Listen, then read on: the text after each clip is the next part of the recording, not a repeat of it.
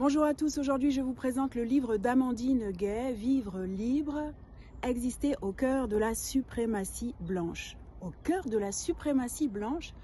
En lisant ce sous-titre, je me suis dit, est-ce qu'elle n'exagérerait pas un petit peu Amandine Gay? Et puis j'ai lu et j'ai changé d'avis. Ce livre, il est venu me cueillir et il est venu répondre à des questions, des perturbations que j'ai depuis fort longtemps liées, allez, je prononce le nom, au racisme. Je suis, comme beaucoup de personnes racisées, victime du racisme depuis l'enfance. Ça a commencé à la maternelle, lorsque des enfants de mon âge ne voulaient pas me donner la main dans le rang parce qu'ils avaient peur que ma couleur déteigne sur leur peau.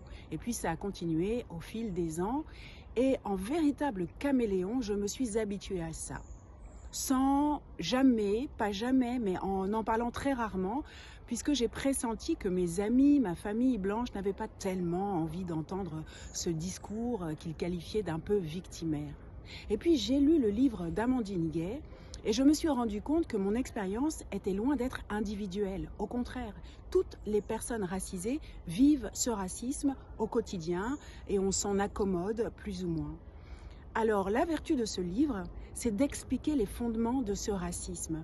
En fait, elle explique ce qu'est le privilège blanc, parce que oui, être blanc, c'est un privilège.